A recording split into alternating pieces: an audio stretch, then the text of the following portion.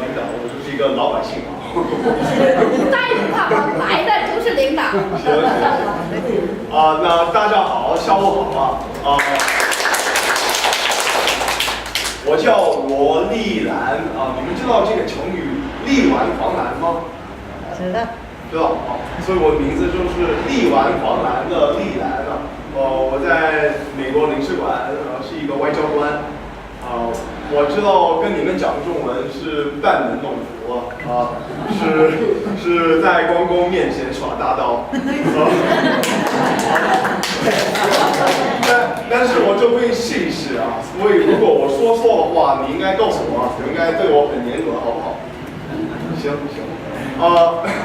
那首先我想感谢朱院长的热情款待，我们都来到这儿跟你们打交道和聊天，让我们感觉很高兴、很兴奋。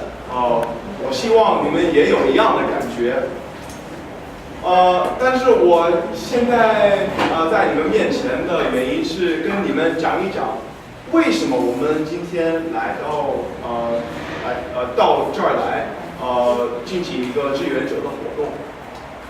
今天是9月11日对我们美国人来说，9月11号是一个非常非常重要的一天，因为2001年的时候，一些恐怖分子劫持4架飞机，然后袭击了我们美国本土。2架飞机飞到我们美国纽约就是我的老家，然后撞击了世贸中心大楼，3000多个人上层了。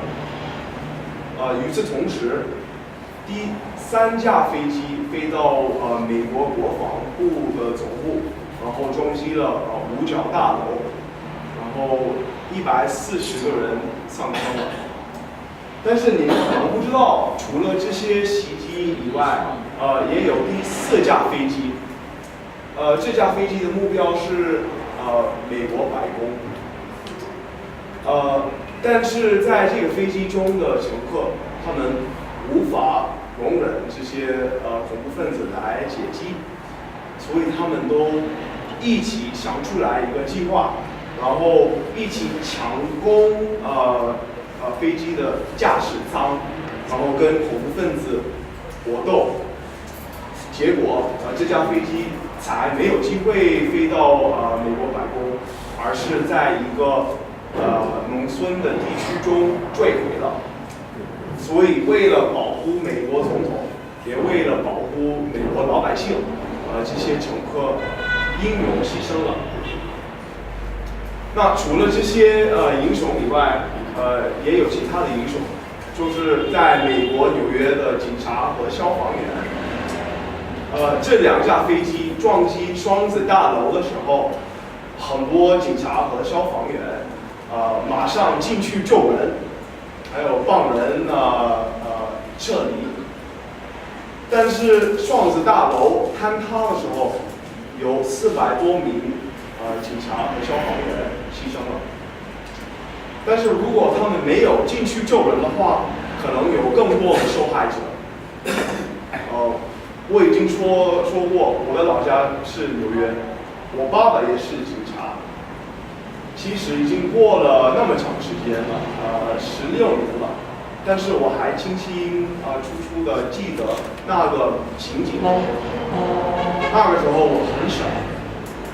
一般来说，我下课的时候，我爸爸会开到学校接我，然后带我回家去。但是这个事件发生的时候，我爸爸没来接我，然后我非常担心。然后我在电视上看了关于这个事件的新闻，然后给妈妈打电话。她跟我非常非常担心，因为我们真的不知道爸爸是生是死。但是幸运的是，我爸爸安然无恙的回来了。其实那个时候他是每天去城市救人和帮助受害者。所以对我来说，我爸爸是我的偶像。